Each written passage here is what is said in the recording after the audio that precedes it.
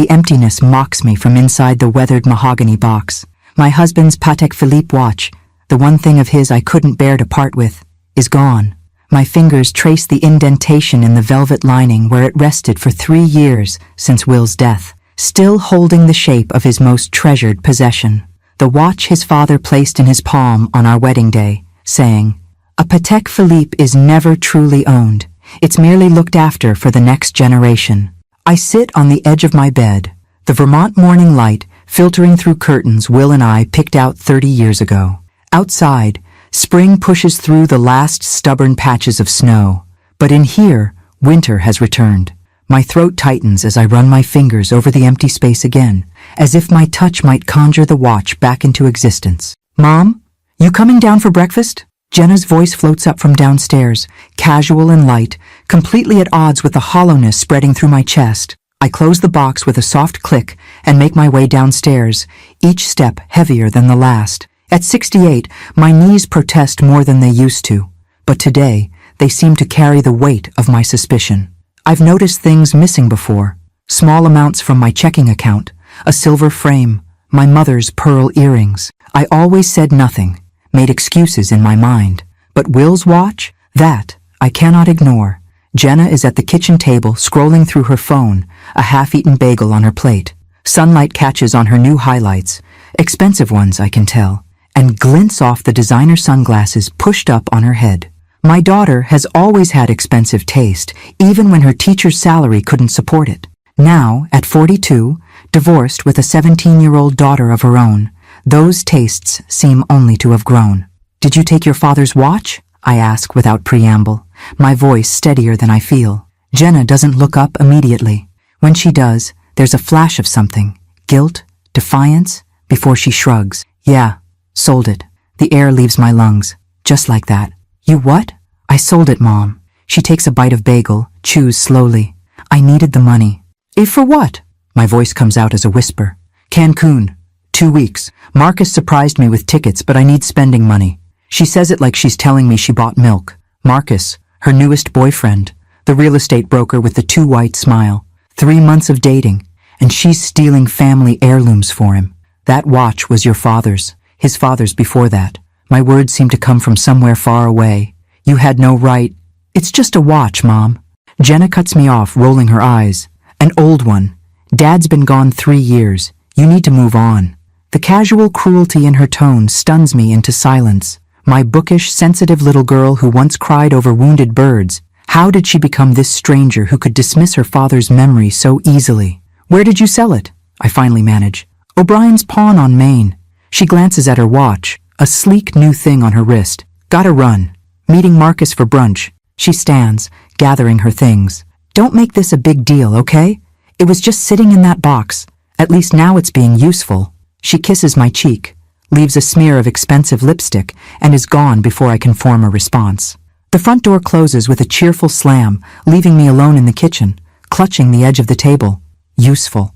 As if the last physical connection to my husband of 45 years should be measured by its utility. I don't remember deciding to go, but an hour later, I'm parking outside O'Brien's pawn shop, my hands shaking slightly on the steering wheel. The storefront is wedged between a laundromat and a discount shoe store, with bars on the windows and a flickering neon open sign. Inside, the air smells of old metal and desperation. "Mrs. Sullivan!" Patrick O'Brien greets me from behind the counter. His father and Will played poker together. Patrick was at Will's funeral. The shame burns hotter, knowing that he recognized the watch, knew it was Will's, when my daughter brought it in to sell. "Patrick," I straighten my shoulders. "My daughter brought in a watch, a Patek Philippe. It was my husband's." His expression shifts, something unreadable crossing his face. "Yes, ma'am." "She did. I'd like to buy it back." Patrick hesitates, then reaches under the counter. "That's why I called your house this morning." "You didn't get my message?" He places a small envelope on the counter. "I found something strange when I was authenticating the watch." "Strange?" My heart quickens. "The watch has a false back. There was something hidden inside." He slides the envelope toward me. A small key and an address, 1847 Maple Grove Road, Stowe. I stare at the envelope. "Stowe? That's nearly an hour from here." "Yes, ma'am." Patrick lowers his voice. "Mrs. Sullivan, Lauren, I haven't sold the watch yet. I wanted to give you a chance to—" He trails off, clearly uncomfortable. "To what?" My voice sounds thin, even to my own ears. "To find out what your husband was hiding." His eyes are kind, concerned. The key looks like it might open a safe deposit box, or a small lock of some kind. I take the envelope with trembling fingers, feel the outline of the tiny key inside. In 45 years of marriage, I thought I knew every inch of Will Sullivan. What secret was worth hiding inside a family heirloom? "How much to buy back the watch?" I ask. Patrick names a figure that makes my stomach drop. 3 months of my pension. The irony doesn't escape me. Having to buy back what was already mine, what should never have left our home. "I'll need a day," I say, "to get the money." Patrick nods. "I'll hold it for you." Outside, sitting in my car, I open the envelope. The key is small, golden, antique-looking, and on a slip of paper, in Will's precise engineer's handwriting, 1847, Maple Grove Road, Stowe, a place I've never heard of, a cabin my husband of 45 years never mentioned, a secret locked away in the watch he wore every day of our married life. My hands grip the steering wheel as I make a decision. Before I return for the watch, I need to see what's waiting at that address, what Will left behind, what he kept from me all these years. The drive to Stowe feels like crossing into another world. I've lived in Vermont my entire adult life, but today the familiar landscape seems charged with mystery. The mountains rise around me, guardians of secrets I never knew needed keeping. My GPS leads me deeper into the woods, away from the tourist areas and ski resorts. The road narrows, transitions from pavement to gravel. Maple trees form a cathedral overhead. Their new spring leaves a delicate green canopy. "You have reached your destination," announces the robotic voice. But there's nothing here, just trees and undergrowth. I pull over, my tires crunching on last year's leaves. Have I been sent on a fool's errand? Was the address some kind of joke? Then I see it, a narrow dirt path, barely visible, leading deeper into the woods. I get out of my car, wrapping my cardigan tighter against the spring chill. My sensible shoes sink slightly in the soft earth as I make my way forward. After about 50 yards, the trees open up, and I stop short. There, nestled in a small clearing, stands a cabin. Nothing fancy, just a simple structure of weathered wood with a small porch, a stone chimney, and windows with faded green shutters. It looks maintained, not abandoned. "Will," I whisper, "what did you do?" My heart pounds as I approach. There's a neat woodpile along one side, covered with a tarp. A pair of muddy boots sits by the door, as if their owner might return any moment to claim them. My Will, methodical, predictable Will, had a secret place all these years? The wooden steps creak under my weight. I stand before the door, key in hand.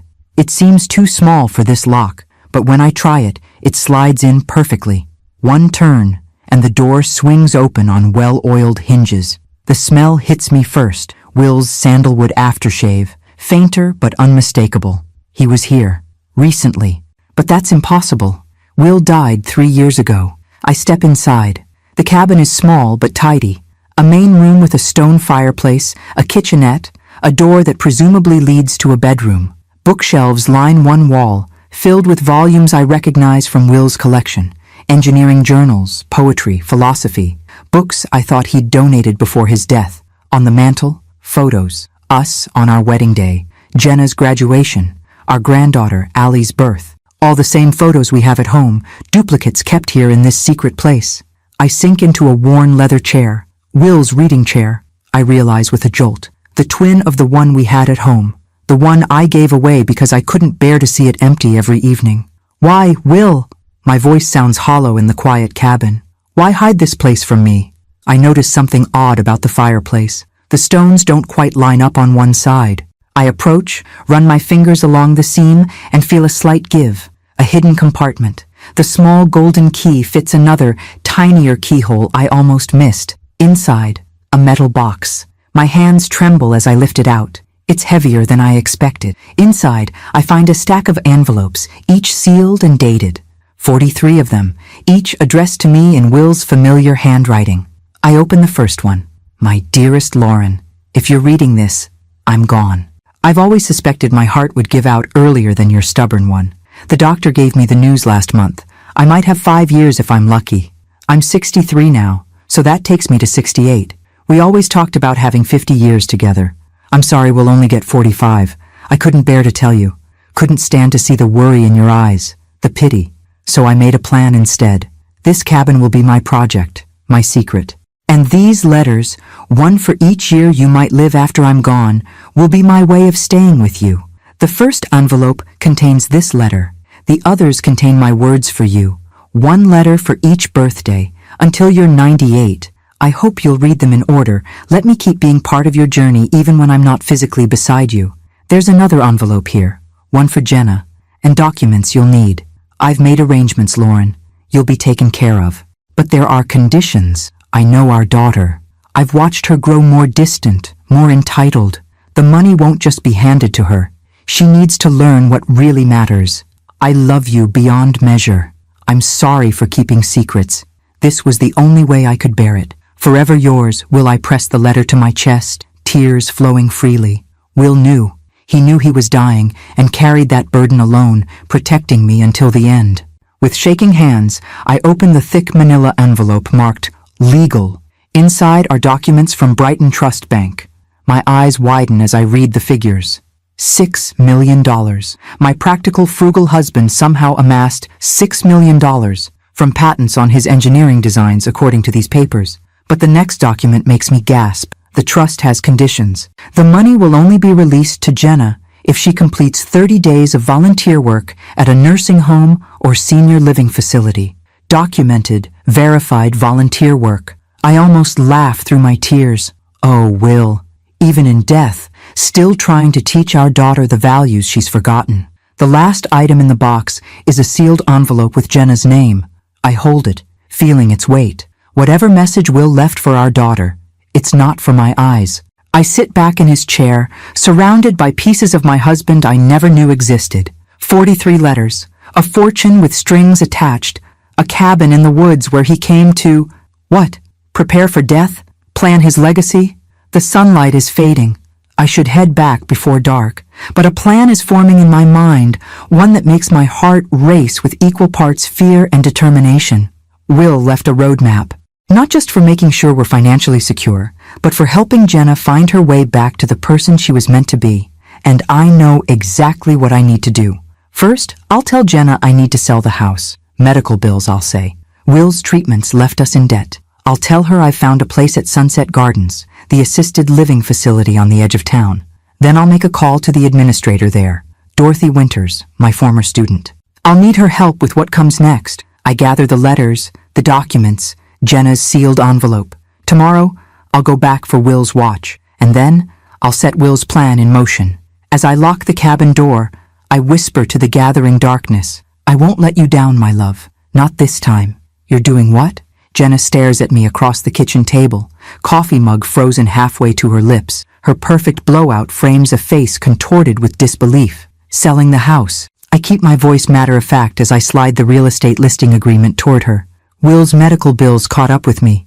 I can't afford to keep it anymore. But this is our home. Where will you go? Sunset Gardens. I busy myself wiping non-existent crumbs from the table. They have an opening next month. The old folks' home? Jenna sets her mug down with a thud. Coffee sloshes over the rim. Mom, those places are depressing. You can't be serious. I don't have a choice. I look up, meeting her eyes. Unless you have a spare room at your place? The flash of panic on her face would be comical if it weren't so painful to witness. My daughter, who once built blanket forts in my living room and begged me to let her strays sleep inside during storms, visibly recoils at the thought of making space for me in her life. My condo is tiny, Mom. And with Allie, she trails off, not bothering to complete the excuse. What about Dad's retirement fund? His life insurance? Gone. I push away the twinge of guilt at the lie. Between the hospital stays, the specialists, the medications insurance wouldn't cover. There's nothing left. Jenna slumps back in her chair. I see calculations happening behind her eyes, how this affects her, what inconveniences might ripple into her carefully curated life. What about the money from Dad's watch? She asks finally. The question lands like a slap. That money, I say carefully, keeping my voice steady, bought groceries last month. I don't tell her that I spent my own savings to redeem Will's watch from O'Brien's. Don't tell her that it's now safely tucked away in the cabin, along with the letters and documents. Some secrets, I'm learning, are necessary. There must be some other option, Jenna insists, already reaching for her phone. What about reverse mortgages or... It's done, Jenna. I stand, gathering our mugs. The house goes on the market next week. I move to Sunset Gardens on the 1st. And how exactly will you afford that place? Those aren't cheap either. They have a subsidized program for low-income seniors. Another careful lie. Dorothy Winters runs it now. She was my student, remember? She's helping me. Jenna's shoulders slump. She looks around our kitchen. The wallpaper Will and I chose 30 years ago. The marks on the doorframe tracking her growth. The window over the sink where we watched countless seasons change. For a moment, I see a flicker of the daughter I used to know. The one who understood value beyond price tags. Then her phone buzzes. She glances at the screen, and her expression brightens. Marcus, she explains, already texting back. Weren't you just in Cancun with him? I ask, unable to keep the edge from my voice. That was 2 weeks ago, Mom. She rolls her eyes. We're looking at properties in Stowe this weekend. He thinks I'd be good in real estate. Stowe. My heart skips a beat. Is that so? The market there is insane. People buying second homes, vacation properties. Her fingers fly over the screen. Marcus says I have the perfect personality for sales. I'll bet he does. I've met Marcus once, all veneered teeth and practiced charm, looking at my daughter like she's another property to flip. Anyway, Jenna continues, standing to leave. I'm sure it won't come to you actually moving into that place. We'll figure something out. She kisses my cheek, the gesture as perfunctory as a handshake. Gotta run. Love you. And she's gone, leaving me alone in the kitchen where I raised her, taught her to bake cookies, bandaged her skinned knees, where Will and I had our quiet conversations after she went to bed, planning for her future, worrying over her setbacks, celebrating her victories. I lean against the counter, momentarily overwhelmed by doubt. Am I doing the right thing? The deception feels foreign, uncomfortable. I've always valued honesty. But then I remember Will's letters, his careful planning, the condition that might save our daughter from herself. The phone rings, jarring me from my thoughts. Lauren? It's Dorothy. I've got everything set up on our end. My former student, now in her 50s and running Sunset Gardens with compassionate efficiency, sounds confident. Are you sure about this? I am. I straighten my shoulders. Did you speak with Dr. Mitchell? Yes. She's agreed to list you as a resident under the name Lauren Wilson. We'll keep your real identity between us and the minimum necessary staff. And the volunteer position for Jenna? Ready whenever she is. We've created quite the convincing backstory about our desperate need for help in the recreation department. I'll make the call to her tomorrow. I close my eyes, picturing the next steps. Thank you, Dorothy. I know this is unorthodox. Mrs. Sullivan, you got me through senior year English when I thought I'd never graduate. I'd help you bury a body if you asked. She pauses, though I draw the line at actual felonies. I laugh, the sound strange in my empty kitchen. No felonies, just a mother trying to reach her daughter. After we hang up, I sit at the table, planning my next moves. The house will indeed go on the market. I've already spoken with a realtor, asked her to delay actual showings for 2 months. Long enough for Will's plan to unfold. I'll pack as if I'm downsizing for Sunset Gardens. I'll play the part of a financially desperate widow. And then, I'll watch as Jenna faces the consequences of her actions and the opportunity for redemption her father arranged from beyond the grave. My phone pings with a text message from Dorothy. Operation Prodigal Daughter is a go. The board approved your financial hardship application. Your room will be ready next Tuesday. I text back a simple thank you before heading upstairs to begin sorting through 45 years of marriage, deciding what to store at the cabin, what to take to Sunset Gardens, what to let go. In our bedroom, I open Will's side of the closet. His clothes are long gone, donated after his death, but I kept his wooden valet box on his nightstand. I open it now, place his Patek Philippe inside, and close the lid. We're doing this, Will, I whisper to the empty room. I hope you were right about her. That night, I dream of the cabin in the woods. In the dream, Will is there, sitting in his leather chair by the fire, reading one of his engineering journals. He looks up as I enter, smiles that half smile that always made my heart flutter, even after decades together.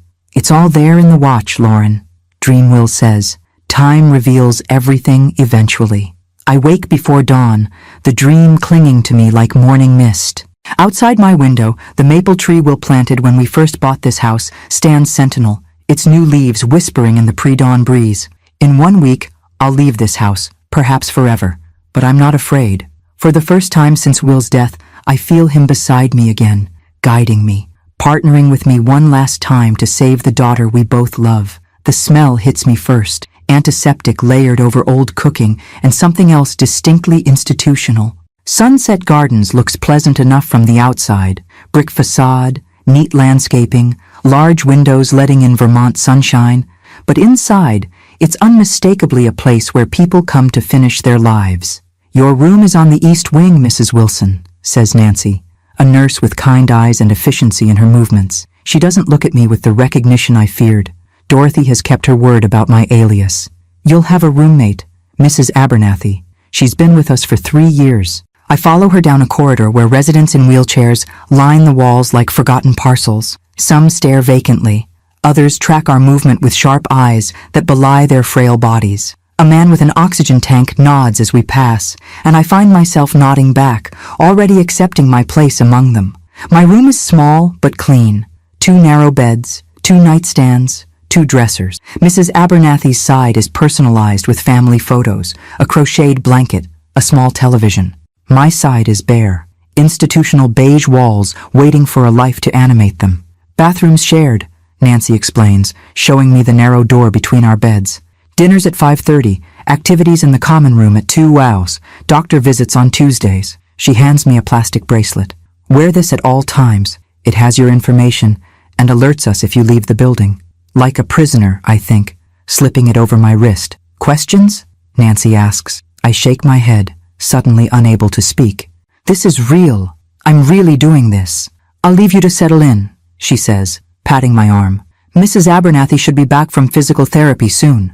When she's gone, I sink onto the thin mattress, my heart pounding. For a moment, doubt floods me. Have I gone too far? Created an elaborate charade that will backfire spectacularly? But then I remember Jenna's casual cruelty. "It's just a watch, Mom." The way she dismissed 45 years of marriage, of history, of connection. The inheritance she doesn't deserve, but might yet earn. I unpack methodically. Clothes in the dresser, toiletries in the bathroom, a few books on the nightstand, the framed photo of Will and me on our 40th anniversary, his arm around my waist, both of us gray but standing tall, smiling with the ease of people who know they are exactly where they should be. "You must be my new roomie." I turn to find a tiny woman with a cloud of white hair and bright blue eyes watching me from a wheelchair in the doorway. Despite her age, at least 85, there's a sharpness to her gaze that makes me straighten my posture. "Eleanor Abernathy," she says, wheeling herself into the room. "They tell me you're Lauren Wilson, but your eyes say that's not quite right." My carefully constructed plan trembles at its foundation. Don't bother explaining." She waves a dismissive hand. "Everyone here has secrets. Some can't remember their own names. Others are reinventing themselves for their final act." She peers at me. "You don't look ready for your final act." I manage a smile. "I'm not planning on it being final." "Good answer." She wheels to her dresser, opens a drawer, and pulls out a chocolate bar. "Contraband," she explains with a wink. "My grandson smuggles them in. Want some?"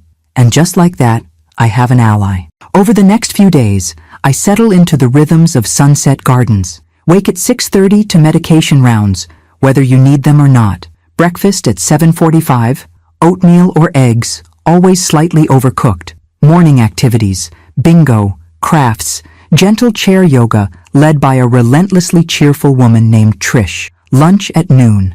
Afternoon free time or more structured activities. Dinner at 5:30. Television in the common room until 9 war lights out. I observe the staff, overworked but mostly kind. I watch the residents, some engaged with life, others merely existing, waiting. I listen to Eleanor's stories about her 3 husbands, the first for money, the second for passion, the third for companionship. I recommend that order. And her unfiltered assessments of everyone around us. And I wait for Jenna. She arrives on my 4th day, parking her BMW in a visitor spot, visible from my window.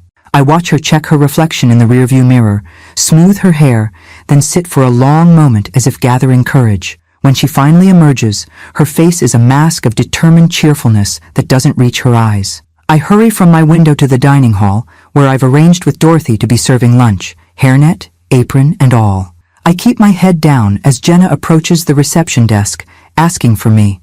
"I'm here to see my mother, Lauren Sullivan. I was told she moved in last week." The receptionist, briefed by Dorothy, looks confused. "I'm sorry, we don't have anyone by that name." "That's impossible. Sunset Gardens, Lauren Sullivan, my mother." Let me check again. Keys click as she makes a show of searching the system. "No, I'm sorry. No Sullivan. Look, I know she's here. She told me herself. 68 years old, gray hair, about 5'6". Oh, recognition dawns on the receptionist's face. "You might mean Lauren Wilson? She's new, came in Tuesday." "Wilson? No, Sullivan. Lauren Sullivan."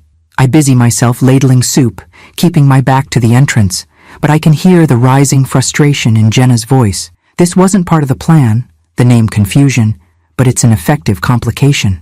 "Miss?" The receptionist calls to me. "You've been helping in the dining room. Do we have a Lauren Sullivan here?"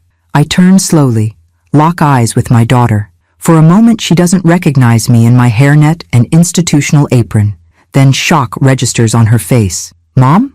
I wipe my hands on the apron. "Jenna, what a surprise. What are you doing? And why are they calling you Wilson?" "My maiden name," I say, the lie coming easily now.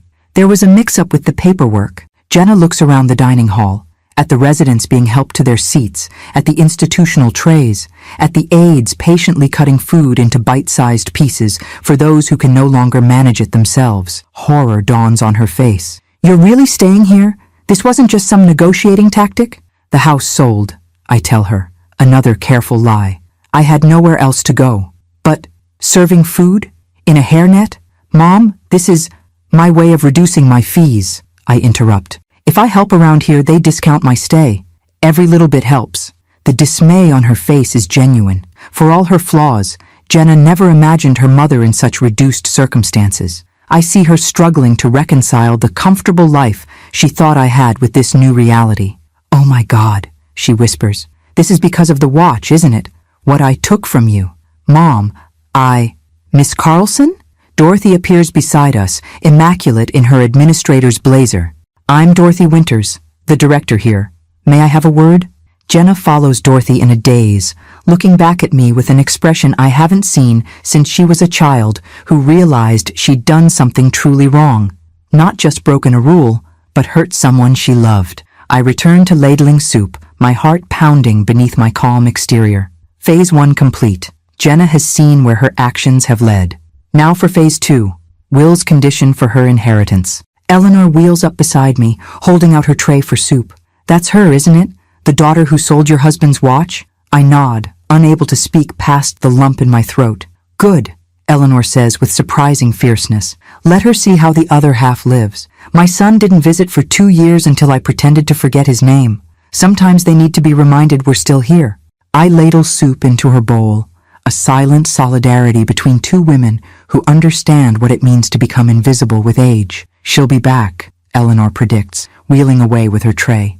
"The guilty ones always come back." "I can't believe you're making me do this," Jenna hisses, struggling with the clasp of her volunteer badge. We stand in the narrow staff locker room, where she's changing from her designer blouse into the baby blue polo that marks Sunset Gardens volunteers. "I'm not making you do anything," I remind her, adjusting my own name tag. "Dorothy offered you the position.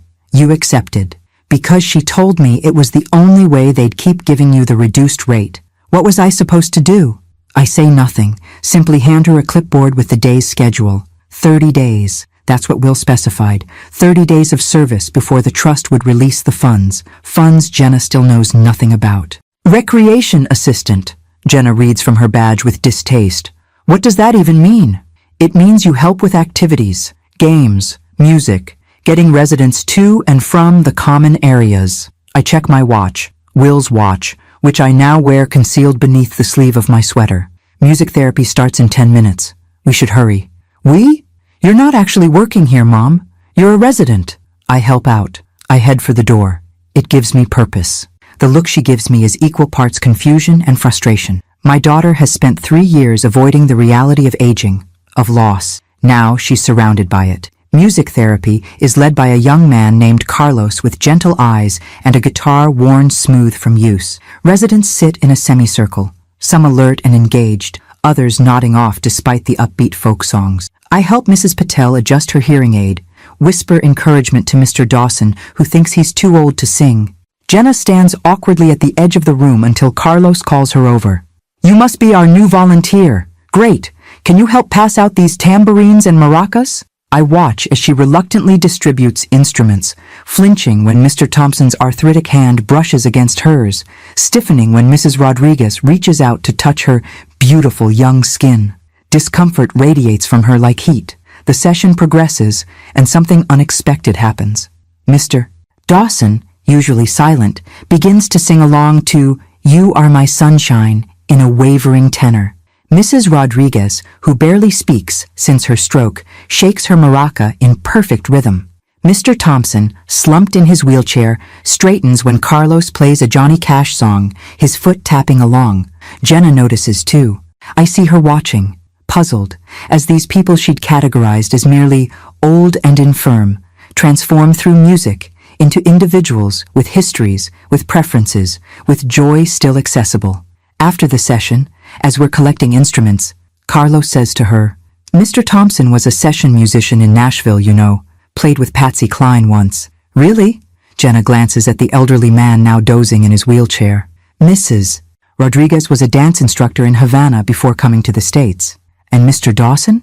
He proposed to his wife at a Peter, Paul and Mary concert in '63. Carlos's smile is kind but pointed. They've lived whole lives before they came here. It's the first of many revelations that day. In the afternoon, I find Jenna in the craft room, helping Mrs. Abernathy, my roommate Eleanor, with a jigsaw puzzle. Eleanor has trapped her there, I can tell, with a steady stream of questions about Jenna's life, punctuated with unfiltered observations about Sunset Gardens. "Your mother's new here, but she's already everyone's favorite," Eleanor is saying as I approach. "Yesterday she spent an hour reading poetry to blind Mr. Harmon. And the day before, she helped Nurse Nancy change Ruth's bedsheets after the accident. Most family members wouldn't do that for their own mothers, let alone strangers."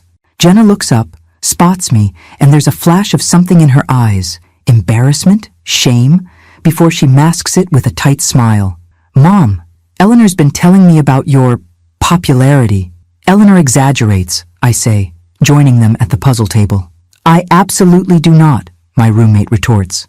"I was just about to tell your daughter about how you gave your dessert to Sophie last night because it was her birthday.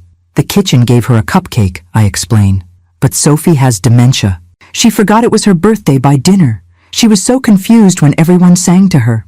"So, your mother," Eleanor continues, fitting a puzzle piece with surprising dexterity, "took her own slice of apple pie, put a candle in it, and went to Sophie's table. Sang to her all over again. Made that woman's whole day." Jenna studies me like I'm a stranger. In some ways, perhaps I am.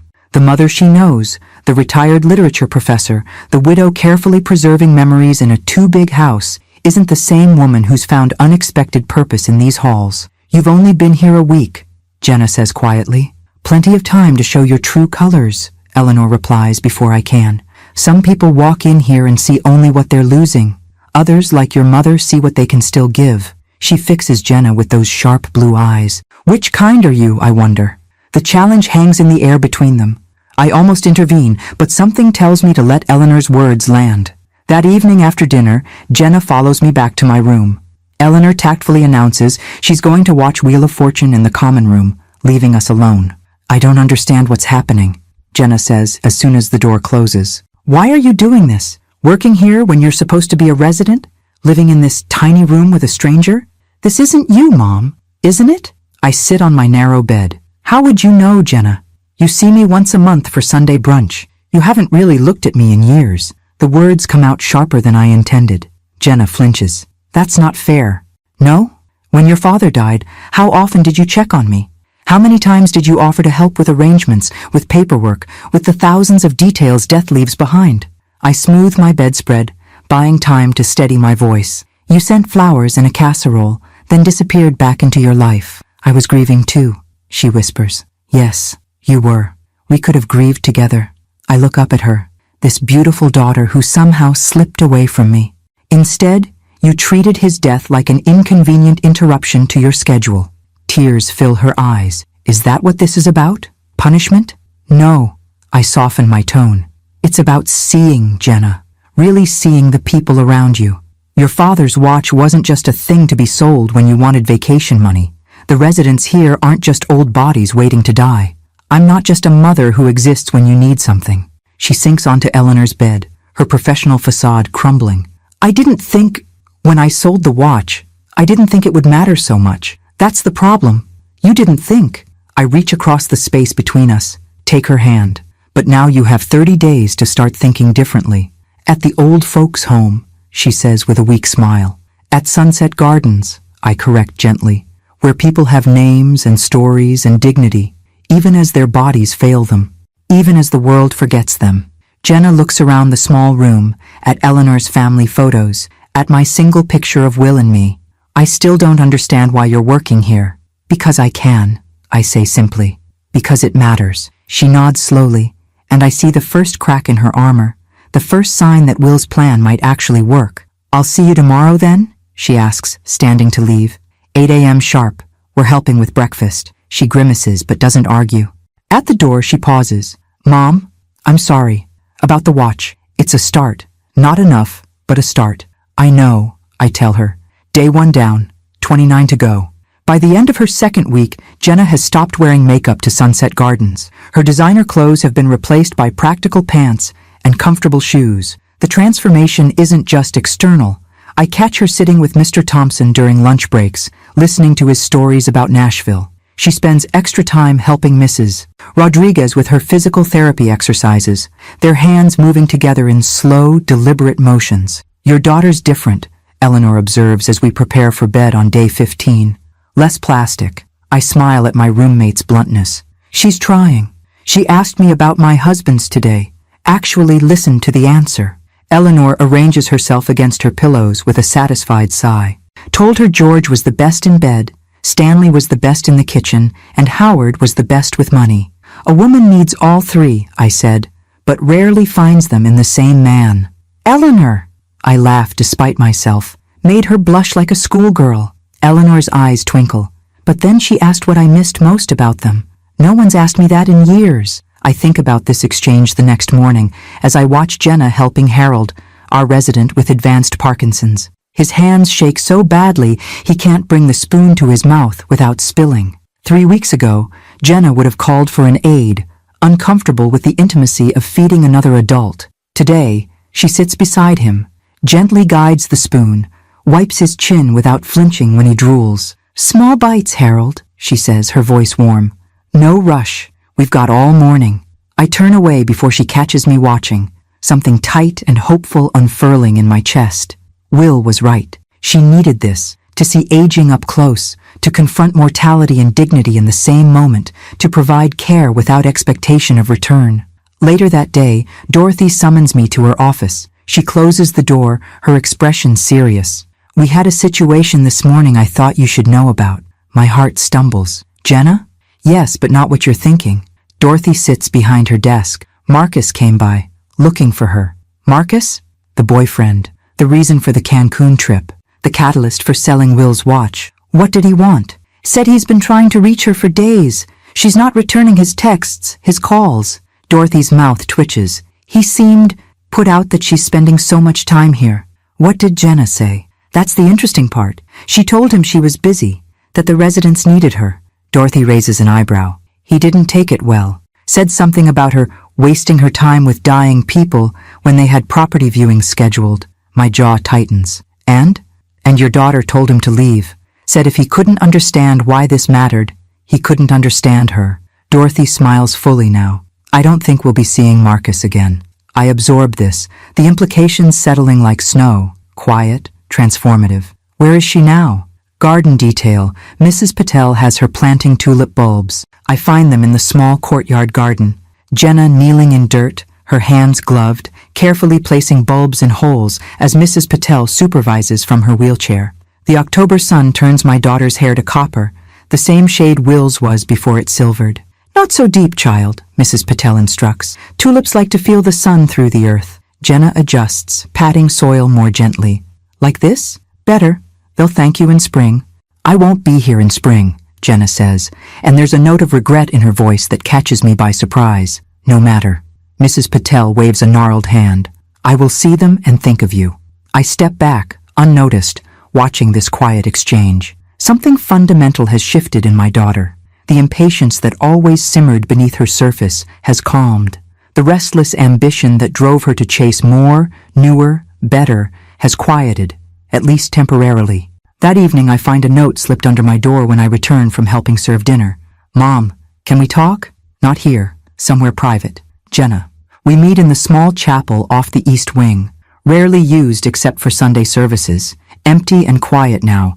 As twilight deepens outside its stained glass windows, Jenna already sits in the last pew, her head bowed not in prayer but in thought. She looks up when I enter, and I'm struck by how tired she looks. Not the superficial fatigue of someone who stayed out too late, but the bone-deep weariness of someone confronting difficult truths. Dorothy said Marcus came by, I say, sitting beside her. Yes, she sighs. That's over. I'm sorry. I'm not, but it seems the right thing to say.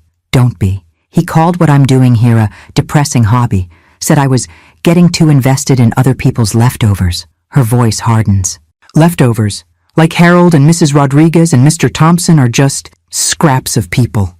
We sit with this for a moment, the chapel's silence wrapping around us. Why did you want to talk? I ask finally. Jenna turns to face me, her eyes suddenly fierce. I need to know something, and I need the truth. No more. Whatever this is you're doing. My pulse quickens. What do you mean? Mrs. Sullivan, your name isn't Wilson. This place costs $7,500 a month minimum. You're not working here to reduce your fees. You're volunteering, same as me. And when I called the realtor about our house, they said it wasn't even on the market yet. Her eyes bore into mine. What's really going on, Mom? The moment stretches between us. I could lie again, maintain the fiction. But looking at my daughter, really seeing her, I know it's time for truth. You're right, I say quietly. I haven't been honest with you. I tell her about the watch, about finding the key, the address, about the cabin in the woods. Dad had a secret place? She interrupts, disbelief coloring her voice. For 45 years. Not for 45 years. Just at the end. I hesitate, then decide to tell her everything. He knew he was dying, Jenna. Before any of us. He kept it from us to protect us. Her face pales. And the cabin? Is where he prepared for what would happen after. I take a deep breath. There are letters, 43 of them. One for each year he thought I might live after him. And documents. A trust. A trust? Her voice sharpens. What kind of trust? Your father left money, Jenna. Patent royalties from his engineering work. More than I ever knew. She stares at me. How much more? $6 million. The number lands between us like a stone dropped into still water. Ripples of implications spreading outward. 6 million, she whispers. And you're living in Sunset Gardens with a roommate? The trust has conditions. Understanding dawns slowly in her eyes. The 30 days, my volunteering here. That wasn't Dorothy's idea, was it?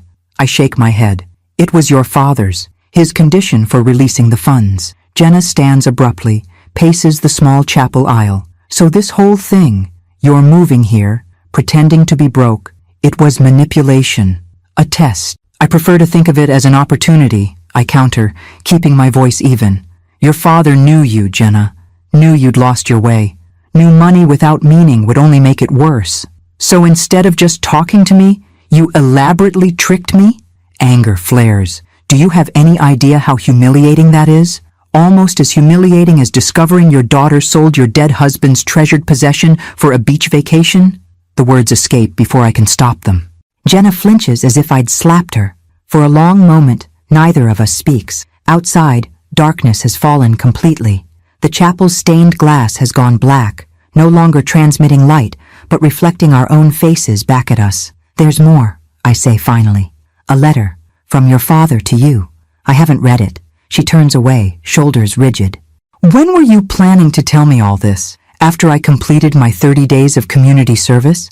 Once I'd proven myself worthy? The bitterness in her voice cuts deep. This isn't how I wanted this conversation to go. I was following your father's plan. I say softly. He was always the strategist between us. And you were always honest, she counters, turning back to face me. Until now.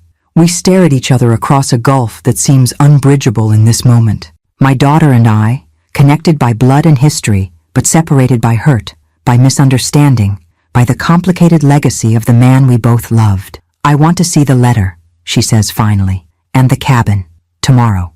You still have 2 weeks of volunteering. I'll finish them, she interrupts. I'm not doing this for the money anymore. I'm doing it for Harold and Mrs. Rodriguez and Mr. Thompson. A beat. And for me. I nod, suddenly exhausted but also relieved. The truth is out. Messy. Uncomfortable. But out. Tomorrow then, I agree. I'll take you to the cabin.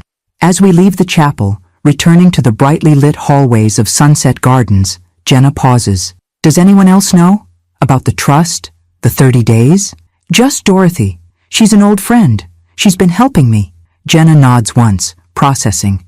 And where have you really been living? Not here, I'm guessing. The cabin, I admit. I go there at night, come back each morning. Dorothy covers for me. A flicker of grudging admiration crosses her face. Pretty elaborate scheme for a literature professor. I had a good ghostwriter, I say, thinking of Will, of his careful planning, his faith in both of us. The best. Dawn breaks misty and golden as Jenna's car follows mine along the winding road to Stowe.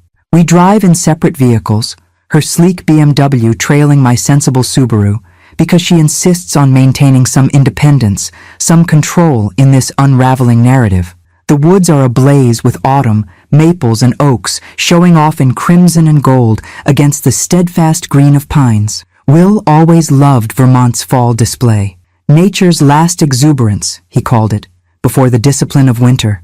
I slow as we approach the hidden turnoff, checking my rearview mirror to ensure Jenna sees me make the turn onto the narrow dirt path. For a moment, I wonder if she'll follow, if anger will propel her back toward town, away from more revelations. But her car swings in behind mine, headlights cutting through the morning mist. We park in the small clearing. The cabin stands just as I left it last week. Weathered wood, silvering with age, green shutters, smoke curling from the stone chimney where I laid a fire before leaving for Sunset Gardens yesterday. You've been staying here? Jenna asks, stepping out of her car, voice tight with lingering anger. Yes. All alone in the woods? Mom, you're 68. I can't help but smile at her indignation. Your father was fixing this place up for years, apparently. It's comfortable. Safe. She follows me up the steps, hesitating at the threshold as if crossing it means accepting everything that's happened. Finally, she steps inside. The cabin welcomes us with the scent of wood smoke and coffee, the pot I set to brew on a timer before leaving. Morning light streams through east-facing windows, illuminating dust motes dancing in golden shafts. Jenna moves slowly through the space, taking in the bookshelves, the worn leather chair, the small kitchen with its enameled stove. Her fingers trail across surfaces, as if reading Braille, connecting with her father's presence in the whirls of wood grain, the carefully chosen furnishings. He built this place, she says softly, and never told anyone. He made a sanctuary, I correct, somewhere to face what was coming on his own terms. She stops at the mantel, studies the family photos there, duplicates of ones from our home, yet somehow different in this context. How long did he know? That he was dying? About a year, according to his letter. I move to the fireplace, kneel to open the hidden compartment. He had cardiomyopathy, progressive, untreatable. And he told no one? Not even you? I shake my head, feeling again that complicated mix of hurt and understanding, of betrayal and love. He wanted to protect us from a long goodbye. From the compartment, I remove the stack of sealed envelopes, the ones not yet opened, each marked with a future date, and Will's letter to Jenna. I hold it out to her. She stares at the envelope as if it might bite. Her name written in Will's precise engineer's script, the slight smudge in the corner where his left hand would have rested as he wrote. I'm not ready, she says, not taking it. Okay. I set it on the kitchen table, where it sits between us like a visitor waiting to be acknowledged. Coffee? She nods gratefully at this momentary reprieve. We move around each other in the small kitchen, me pouring coffee, her finding cream in the refrigerator, in a dance reminiscent of countless mornings in our family home.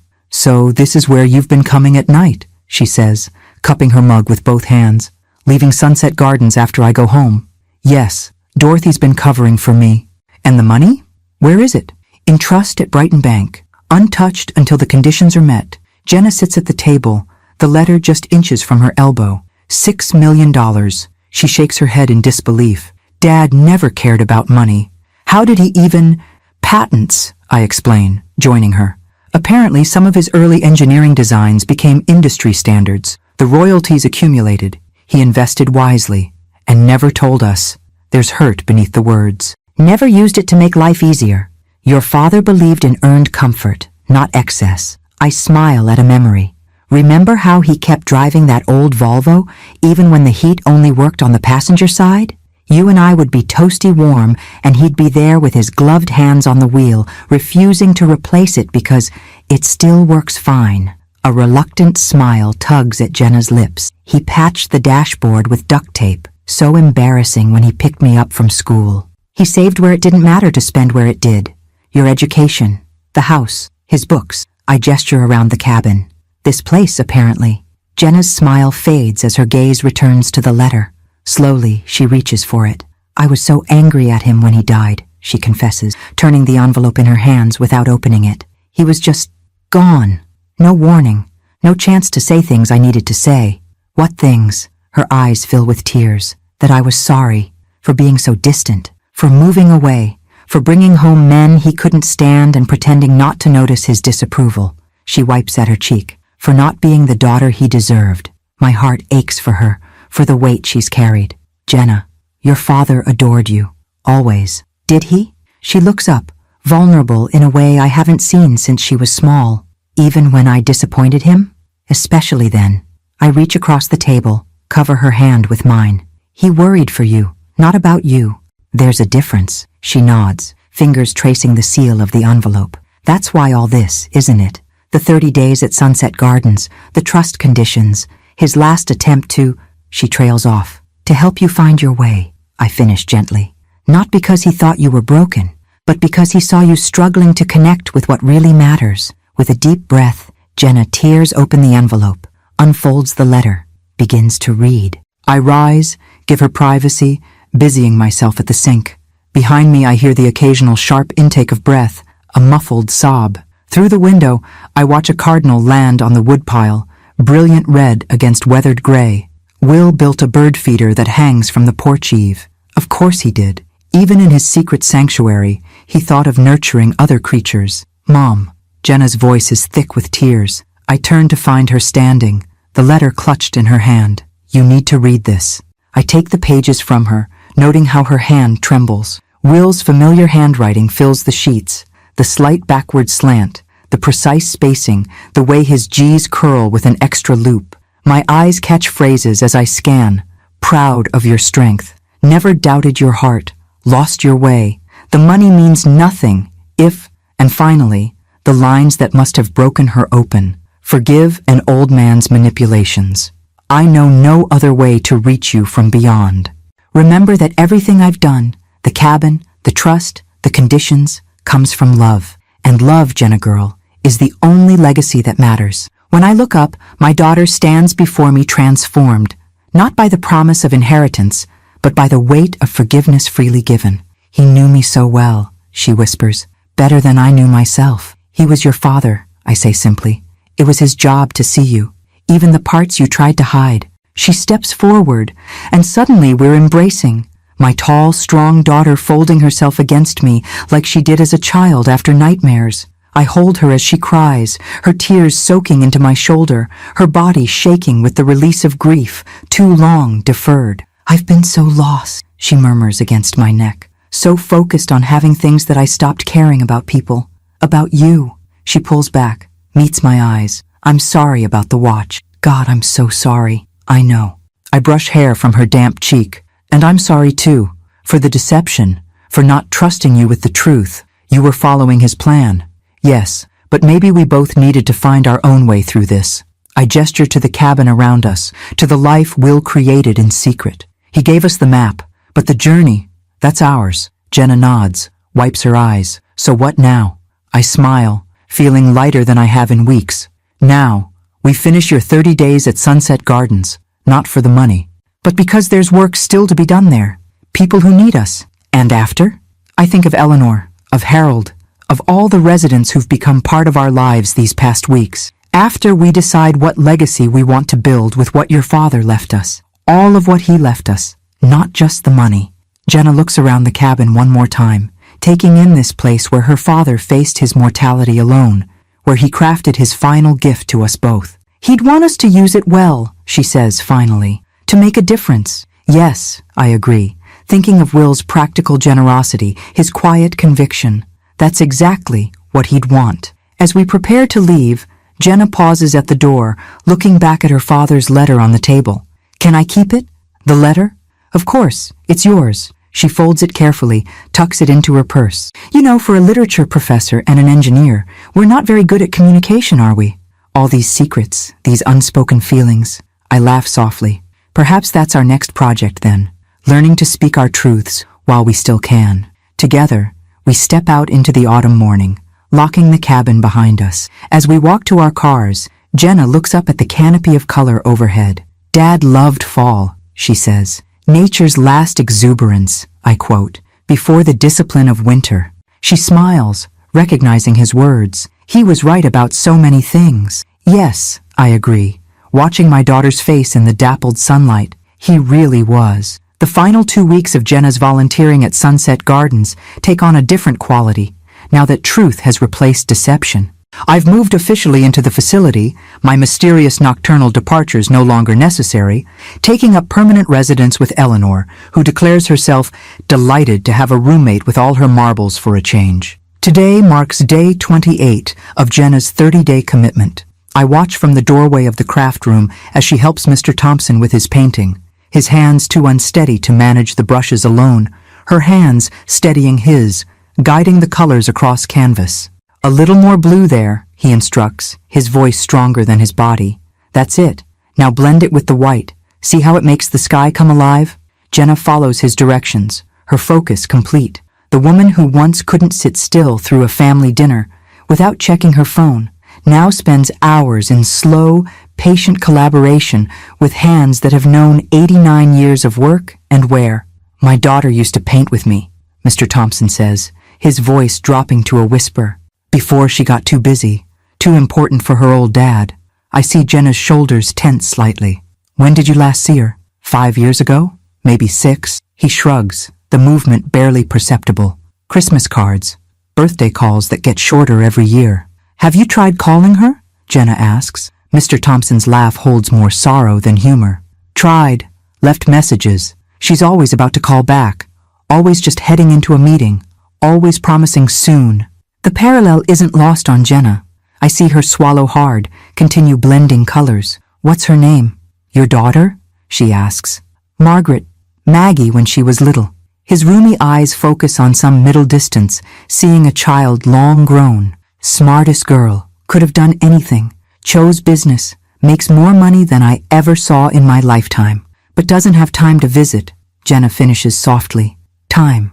Mr. Thompson nods slowly. Funny thing about time. When you're young, you think it's endless. Spend it like water. When you're old, every minute becomes precious. But by then, no one has time for you anymore. The painting takes shape beneath their collaborative hands. A Vermont landscape in autumn, mountains ablaze with color reflected in a still lake. There's real talent in the composition, in the play of light across water. Talent going unused in this place of forgotten people. Later, Jenna finds me in the garden, where I'm helping Mrs. Patel prepare her beloved roses for winter. Did you know Mr. Thompson was a professional artist? Jenna asks without preamble. I straighten, wincing as my back protests. Yes, he has some paintings in galleries in Burlington still, I believe. And Mrs. Rodriguez was a dance instructor? And Harold was some kind of physicist before Parkinson's took his mobility? I nod, brushing dirt from my gloves. Yes, all these accomplished, talented people just warehoused here. Anger edges her voice. Their families visit maybe once a month, if at all. They're just killing time until... She doesn't finish the thought. Doesn't need to. That's how our society works, I say gently. We celebrate youth, productivity, beauty. We hide away aging, decline, death. It's wrong. Jenna's conviction surprises me with its intensity. Mom, it's so wrong. These people have so much to give still, so much to teach. Mrs. Patel looks up from her roses, her gnarled hands stilling. You sound like your mother now, she observes with a smile. When she first came, she said the same thing. Jenna flushes slightly, then laughs. I guess wisdom runs in the family. Speaking of family, I say, helping Mrs. Patel to her feet. Have you talked to Allie lately? Jenna's face clouds, briefly.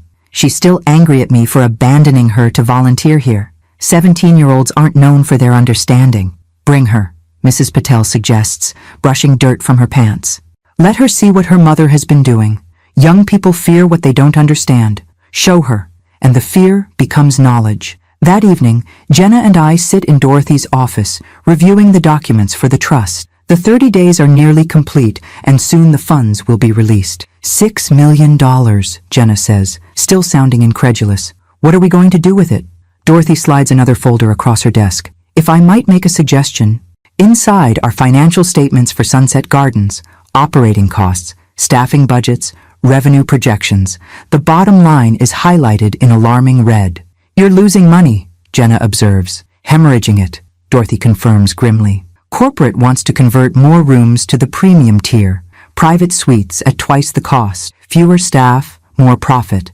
Those who can't afford it would be transferred to state facilities. State facilities? I think of Eleanor, of Harold, of Mr.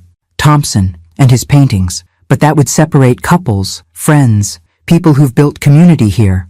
That's not their concern, Dorothy says, her mouth a tight line. Sunset Gardens was family-owned when I started. Got bought by Health First Senior Living 3 years ago. They've got 20 facilities across New England, all being squeezed for profit. Jenna studies the numbers, her marketing director's mind clearly processing possibilities. What's the purchase price for a place like this? Dorothy names a figure that makes me catch my breath. $4 million, minimum, plus operating capital to stay afloat during transition. So, $6 million, give or take. Jenna looks up at me, something kindling in her eyes. Mom? The idea blooms between us, unspoken but perfectly clear. Will's legacy, repurposed for something he would have approved of wholeheartedly. We'd need to research, I caution, even as excitement builds. Learn about regulations, staffing requirements, Medicare billing. We'd need a medical director, a compliance officer, Dorothy adds, and a marketing strategy, Jenna interjects, completely different from the corporate model, community-focused, family-integrated. She's animated now, leaning forward, not a place where people are sent to be forgotten, a place where community forms, where wisdom is valued, like the original meaning of elder, I suggest. Someone whose experience is treasured, not dismissed. We talk late into the evening, possibilities expanding like ripples in still water.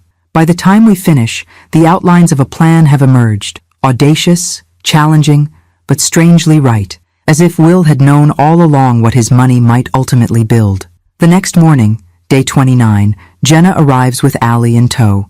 My granddaughter slouches behind her mother, the picture of teenage reluctance in ripped jeans and an oversized hoodie, her copper hair, so like Will's, partially hiding her face. Grandma? She accepts my hug stiffly. Mom says I have to spend the day here? Just a few hours, I assure her. There's someone I'd like you to meet. I introduce her to Mr. Thompson, currently working alone in the craft room on his latest canvas. Allie is quite the artist, I tell him. She won the regional competition last spring with her digital work. Mr. Thompson squints at my granddaughter with new interest. Digital, eh? Never got the hang of all that computer drawing myself. Show me what you do?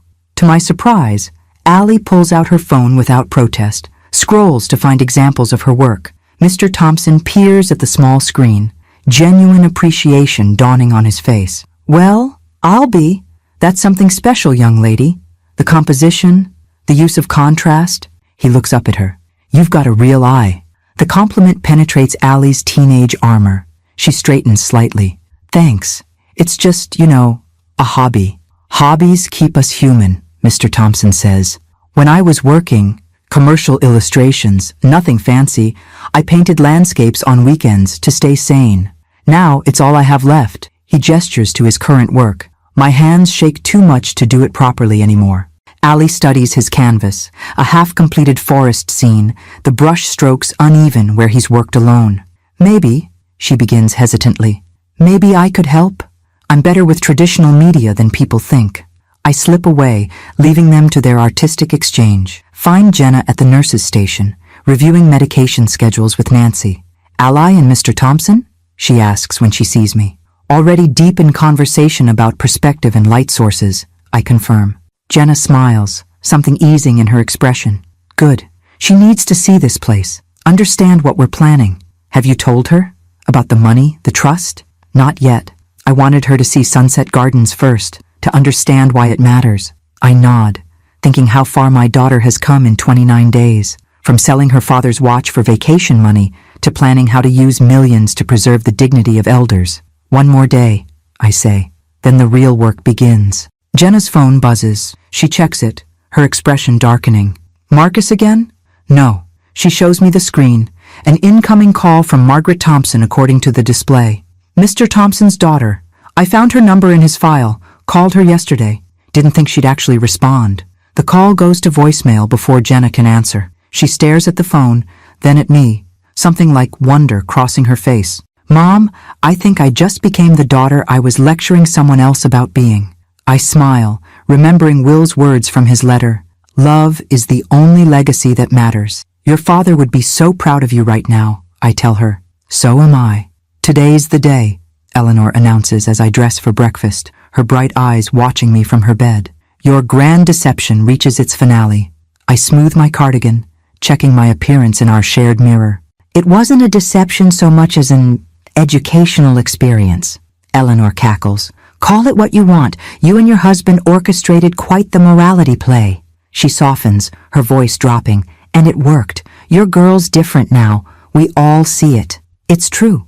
In 30 days, Jenna has transformed.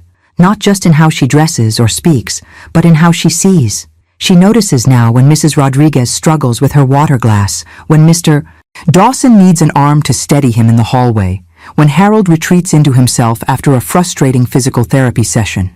She anticipates needs before they're expressed, remembers preferences, listens to the same stories without impatience when memories circle back on themselves. Will would be pleased, I say, pinning my hair back. Will would be smug as hell, Eleanor corrects with a grin. Men always are when they're right. I laugh, grateful for my roommate's unvarnished perspective. Are you ready for the meeting today? Eleanor's expression turns serious. Born ready, honey.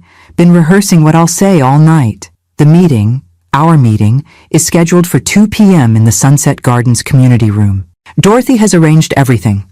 The residents who wish to attend, the legal representative from Brighton Trust who will officially declare Jenna's 30-day condition fulfilled, and the real estate agent who will present the preliminary offer for the facility. It's day 30, the culmination of Will's plan, though evolved into something he couldn't have foreseen. Jenna arrives early, bringing Allie with her again. My granddaughter looks different today. Her copper hair pulled back, wearing a simple blouse instead of her usual hoodie, carrying a large portfolio case. For Mr. Thompson, she explains when she sees me looking. Digital prints of his paintings. I scanned and enhanced them yesterday, fixed the tremors in the brushstrokes like he asked. That's thoughtful, Allie. She shrugs, but I catch the small smile she tries to hide. He's actually really good, like legitimately good. His work should be seen. Behind her, Jenna mouths thank you to me over Allie's head. Something has shifted between mother and daughter these past 2 days. A new understanding, a tentative bridge being built. By 1:30, residents begin gathering in the community room. Not just the more active ones like Eleanor and Mr. Thompson, but others too. Harold in his specialized wheelchair, Mrs. Rodriguez with her aide, Mr. Dawson moving slowly with his walker. Even Sophie, who remembers some days better than others, arrives early to secure a front row seat. What's this meeting about? She asks me, her cloudy eyes concerned. Are they closing us down? I pat her hand. No, Sophie. Just the opposite, I hope. At exactly 2 p.m., Dorothy calls the room to attention. Beside her stand a distinguished man in a charcoal suit, Mr. Palmer from Brighton Trust, and a woman with a leather portfolio, Cynthia Wells from Eastern Vermont Realty. Thank you all for coming, Dorothy begins. Today marks a significant moment for Sunset Gardens. As some of you know, our corporate owners have been considering changes to our facility, changes that would impact many of you. Murmurs ripple through the room. Not everyone has heard about the potential sale, the shift to premium-only accommodations. However, Dorothy continues, we have a rather unexpected development to share. She gestures to Jenna and me, seated in the front row. Mrs. Lauren Sullivan and her daughter Jenna would like to address you all. Jenna squeezes my hand as we rise together, facing the gathered residents, our newfound community. I see uncertainty in some faces, curiosity in others, and in Eleanor's barely contained glee at being party to our secret. Many of you know me as Lauren Wilson, I begin. That was not entirely accurate. My name is Lauren Sullivan. This is my daughter, Jenna Carlson, and we have a story to share with you. Together we tell them about Will's watch and the hidden key, about the cabin and the letters, about the trust and its 30-day condition, about how what began as a lesson in values for a wayward daughter transformed into something larger, more meaningful. Today marks the completion of those 30 days, Jenna explains, her voice steady and sure.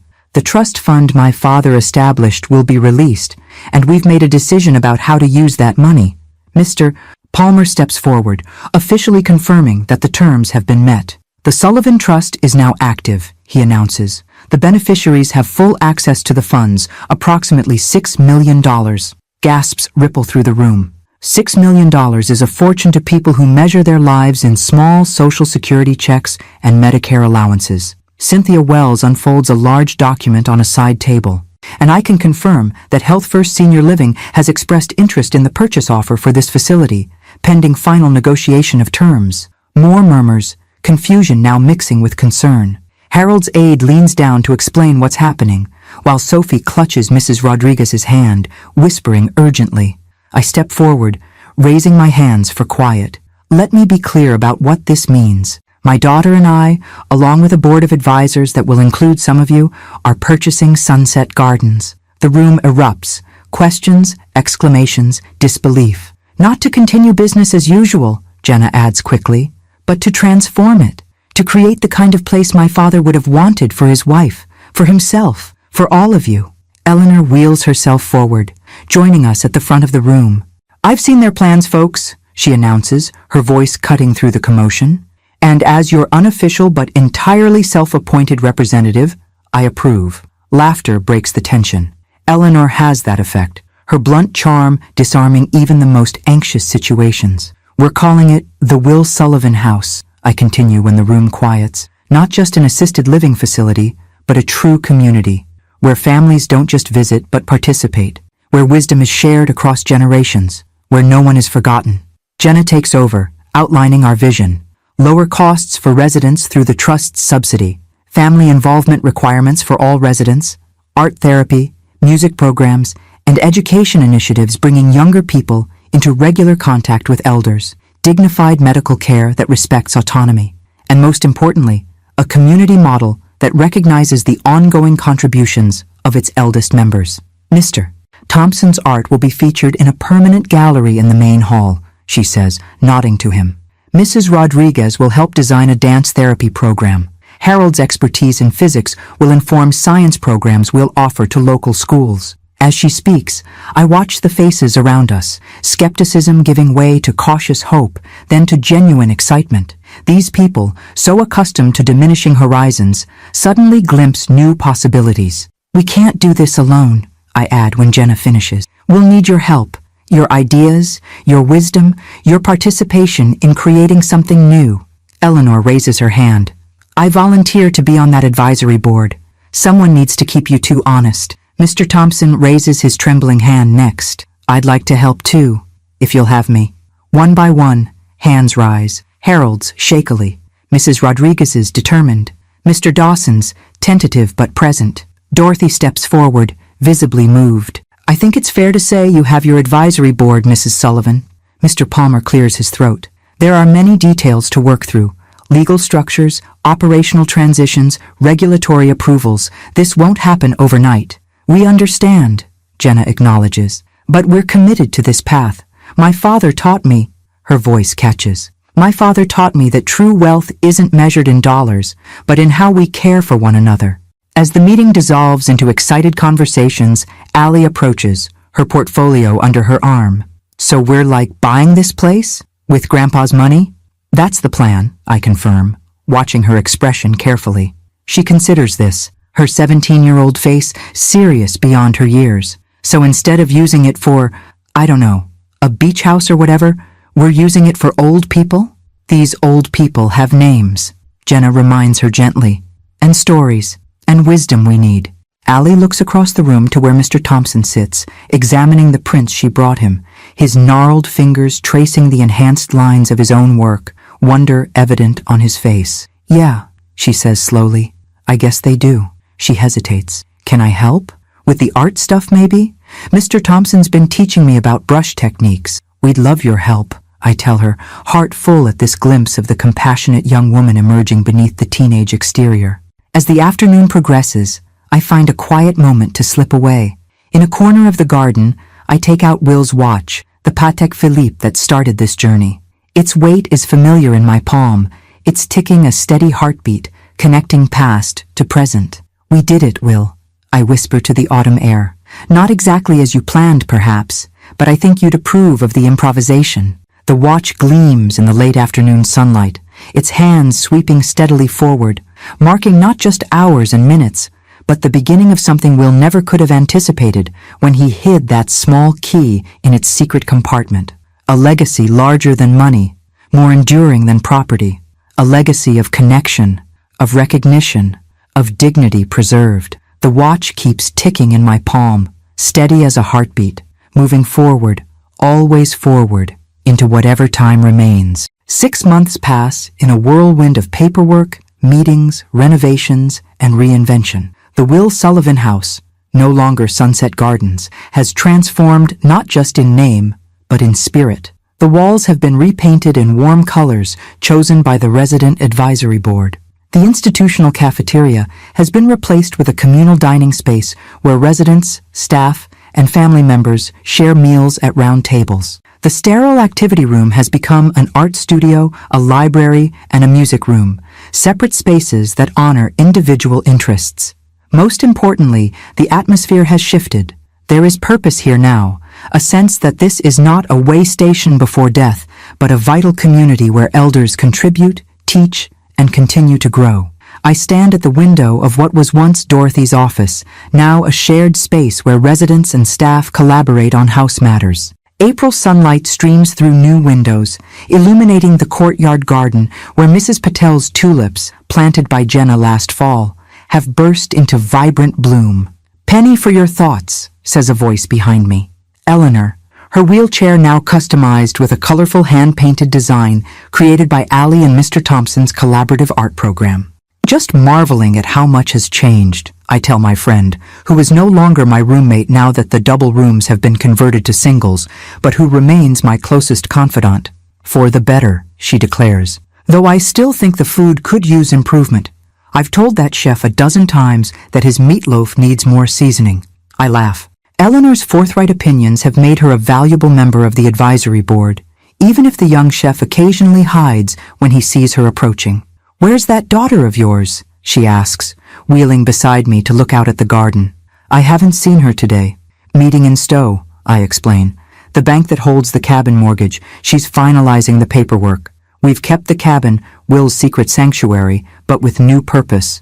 It will become a retreat space, a place where families can stay while visiting residents, where staff can decompress, where the intergenerational programs we've developed can host nature experiences beyond the facility grounds." "Smart woman. Your daughter," Eleanor observes. "Never thought I'd say that, considering how she was when she first came here selling watches for vacation money." "People change," I say, thinking of Jenna's transformation. From reluctant volunteer to passionate advocate, from self-absorbed consumer to community builder, when given the chance to see themselves clearly. "Speaking of change," Eleanor says, gesturing toward the entrance where Dorothy is greeting a visitor, a woman in her 50s with a familiar posture. "Isn't that Margaret Thompson?" "It is indeed. Mr. Thompson's long-absent daughter has become a regular visitor over these past months. Her initial guilt at Jenna's outreach call having evolved into genuine reconnection with her father. Today she carries a large flat package wrapped in brown paper, a painting, most likely, for the growing Thompson Gallery that now lines our main corridor. Another for the collection, I note with satisfaction. "Good thing too," Eleanor says. "Thomas won't be with us forever." already outlived the doctor's predictions by 3 months. Mr. Thompson's cancer diagnosis came just as our renovations began. Terminal, the doctor said, 3 months at most, but surrounded by renewed purpose, by his daughter's presence, by young artists like Allie who seek his mentorship. He has defied those predictions. Each day he sits in the studio, hands shaking but spirit steady, creating one more canvas, sharing one more technique, leaving one more piece of himself behind. "Lauren!" Dorothy waves me over. "Jenna's on the phone, says it's important." I hurry to the office, pick up the receiver. "Jenna, everything okay?" "Better than okay." My daughter's voice brims with excitement. "I just left the bank. Mom, you won't believe what I found." "What is it?" "Another letter. From Dad. In the safe deposit box where he kept the property deed." She pauses, and I can hear the rustle of paper. It's addressed to both of us, dated for today. My heart stumbles in my chest. Today? How could he possibly? I don't know. But the envelope says, "To be opened April 15th, 2025, 6 months after the trust activation." That's today, Mom. Exactly today. Will. My brilliant, methodical, forward-thinking Will. Somehow planning not just for the trust's activation, but for what might come after. "Don't open it," I say quickly. "Bring it here. We'll read it together." I'm already on my way. I hang up the phone, my mind racing. What final message did Will leave for us? What could he possibly have anticipated about our lives 6 months after his carefully constructed plan unfolded? Good news or bad? Eleanor asks as I return to the window. I'm not sure, I admit. Another letter from Will, one we didn't know about. Eleanor nods sagely. That husband of yours, always one step ahead, wasn't he? Sometimes I think he knew me better than I knew myself. The best ones do, she says, patting my hand. My Howard was like that. Could predict what I'd want for dinner before I knew I was hungry. We sit together in companionable silence, watching the garden where residents and staff work side by side, planting summer vegetables in raised beds designed for accessibility. Harold, his Parkinson's somewhat stabilized by an experimental treatment we helped him access, supervises from his wheelchair, explaining optimal planting patterns with the precision of the physicist he once was. Jenna arrives an hour later, slightly breathless, her cheeks flushed with the excitement of discovery. She finds me in the library, where I've been helping Mrs. Rodriguez select audiobooks for her limited vision. Did you bring it? I ask. She holds up an envelope, cream-colored stationery, Will's distinctive handwriting on the front. We excuse ourselves, find a quiet corner of the garden to sit. Spring surrounds us. New leaves, fresh blooms, the smell of recently turned earth. Should I read it? Jenna asks, turning the envelope in her hands. I nod, not trusting my voice. She carefully breaks the seal, unfolds a single sheet of paper, and begins to read aloud. My dearest Lauren and Jenna, if you're reading this letter, then the plan worked. The trust conditions were met. The 30 days were completed. But more importantly, you two found your way back to each other, and perhaps to yourselves. I'm writing this 6 months before my heart is expected to give out, imagining a future I won't see. In that future, I hope you've used what I left behind, not just money, but the lessons written between the lines to build something meaningful. I don't know what shape that meaning has taken. Perhaps Jenna has learned to value connection over acquisition.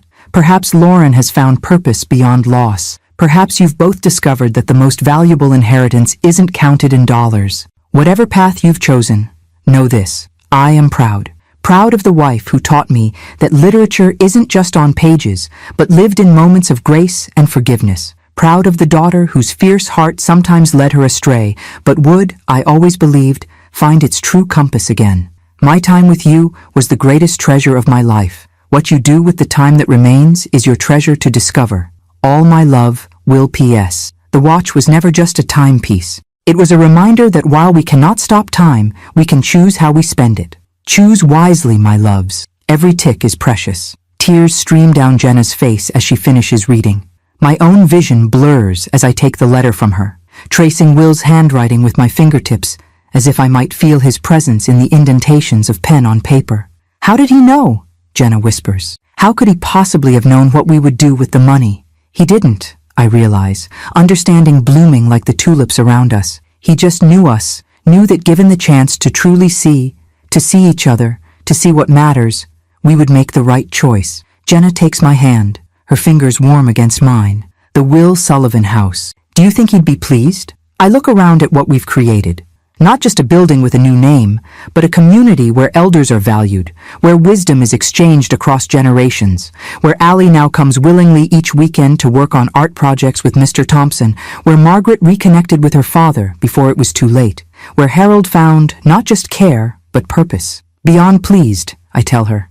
I think he'd be astonished at what his watch has built. From my pocket, I take the Patek Philippe, restored, polished, still keeping perfect time. In the months since our journey began, I've worn it every day, a tangible connection to Will. But today feels different, a completion of sorts. Your father once told me that a Patek Philippe is never truly owned, I say, holding the watch out to Jenna. It's merely looked after for the next generation. She stares at the watch, understanding the significance of the gesture. Mom, no. It's your connection to him. I don't need the watch for that connection anymore, I tell her, placing it in her palm. I see him every day in what we've built here, in the lives we're touching, in you. Jenna's fingers close around the timepiece, tears spilling freely now. What if I lose it, or break it, or... You won't, I say with certainty. You understand its value now, not its price, its value. She nods, carefully fastening it around her wrist. The watch, too large for her, slides slightly, but she adjusts it with reverence. Time, she says softly, echoing Will's words. We can't stop it, but we can choose how we spend it. And who we spend it with, I add, taking her hand again. Together, we walk back toward the house that bears Will's name. Not just a memorial to what was lost, but a living testament to what can be found when value is measured not in dollars, but in dignity, in connection, in time well spent. The watch ticks steadily on Jenna's wrist, marking not an ending, but a continuation. The legacy that matters most, the one that cannot be bought or sold, lives on in every moment we choose compassion over convenience, wisdom over waste, presence over presence. Will's greatest gift wasn't the $6 million. It was the time he gave us to discover what truly matters, before it was too late.